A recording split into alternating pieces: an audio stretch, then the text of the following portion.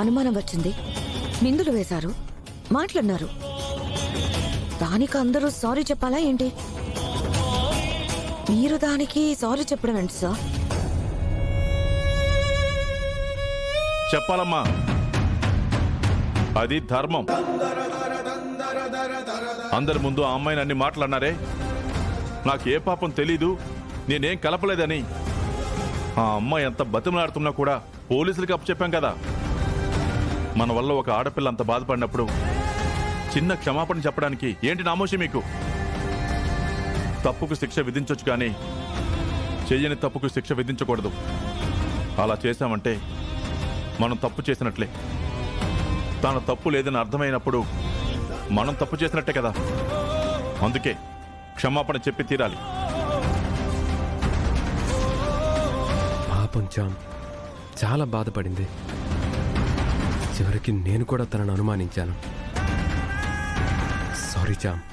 అయ్యో బాబు, ఏంటి బాబు మీరందరూ?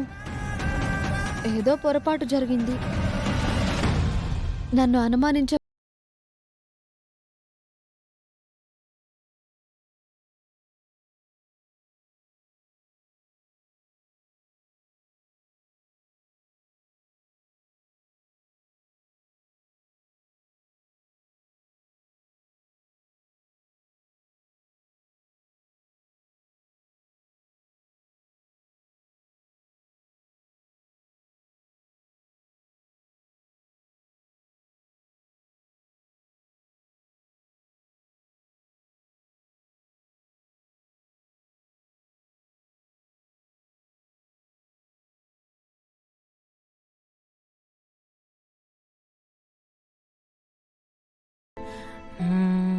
సరే చామంతి, మా అందరి వల్ల నువ్వు బాధపడ్డావు. ఇంకోసారి ఇలా జరగకుండా చూద్దాం. జరిగిందేది మనసులో పెట్టుకోకు. వెళ్ళు.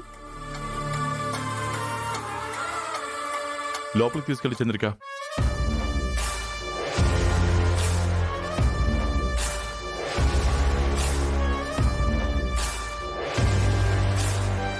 ఎందుకత్త ఇలా చేస్తుంది?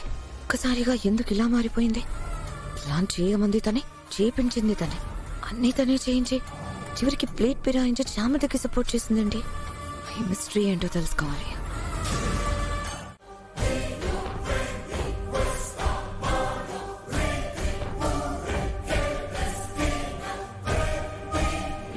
అష్టదిగ్బంధనంలో చామంతి బాగా ఇరుక్కుంది. ఇటు ఈ ఇంట్లోకి ఎంట్రీ లేదు, అటు ఆ కాలేజీలోకి ఎంట్రీ లేదు. దాని జీవితం అలా జైల్లో మగ్గిపోవాల్సిందే. ఏంటి వీళ్ళు పాపం అన్యాయంగా చామంతిని ఇరికించాలని చూస్తున్నారు. ఇప్పుడేం చేయాలి? ఏ తప్పు చేయకుండానే చామంతిని జైలు పాలు చేస్తే తన జీవితం ఏమైపోతుంది? తన చదువు ఏమైపోతుంది? ఎంతో ఇష్టంగా చదువుకోవడానికని వెళ్తుంది. ఇలాంటప్పుడు వీళ్ళు చేసే పనికి దాని జీవితం నాశనం అయిపోతుంది. చదువుకోవడానికే పనికి రాకుండా పోతుంది. లేదు, ఇలా జరగడానికి వీల్లేదు. ఎలా అయినా వీళ్ళ నుంచి చామంతిని కాపాడాలి. ఎలా?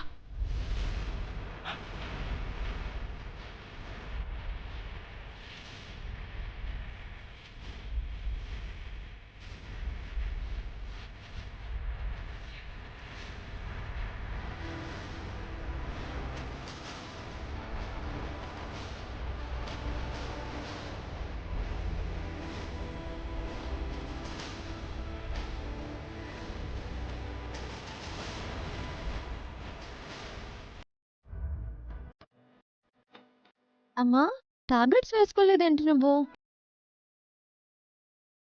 ఇది పట్టుకో.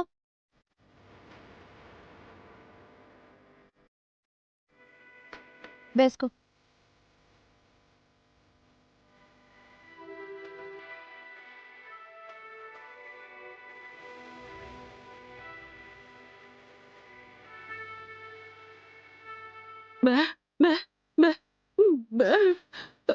నా గురించి నువ్వేం ఎక్కువ ఆలోచించకమ్మా. మీ ఆరోగ్యం బాలేదు. ముందు నీ ఆరోగ్యం చూసుకో. రాజుగారు రాణివారు వదిలిపెట్టిన దగ్గర నుంచి కష్టాలు మనల్ని పలకరిస్తూనే ఉన్నాయి. ఒక కష్టం తీరితే ఇంకో కష్టం. ధైర్యంగా ఎదురు నిలబడ్డం తప్ప మనం చేయగలిగేది ఏమీ లేదమ్మా. వీటన్నింటి గురించి నువ్వు ఆలోచించి భయపడకు. ఏం వచ్చినా నేను చూసుకుంటాను. ఎంత సమస్య అయినా నేను ధైర్యంగా ఎదుర్కొంటానమ్మా. సమస్యలే మీ వల్ల, సమస్యలు మీకు కాదు, మీ వల్ల నాకొస్తున్నాయి.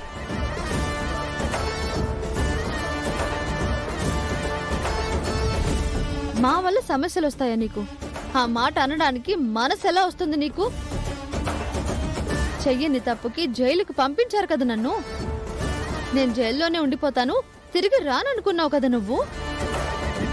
ఇక నాకు ఇంట్లో అడ్డే లేదు అని ఆనందపడిపోయి ఉంటావే. నా ఆనందానికి అడ్డం పడ్డానికి మీరెప్పుడూ ఉంటారు కదా. వెళ్ళా రావడానికి వెళ్ళినంతసేపు కూడా పట్టలేదు. నాకు తెలుసే నీకిలాంటివన్నీ చాలా చిన్న విషయాలు.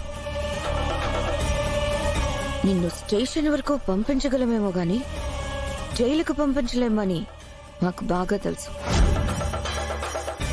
ఒకవేళ పంపించినా ఏదో ఒకటి చేసి తిరిగి వస్తావని కూడా తెలుసు. అయినా నేనేదో తప్పు చేసినట్టు మాట్లాడుతున్నావు. ఆ విషయంతో నాకు ఎలాంటి సంబంధం లేదు.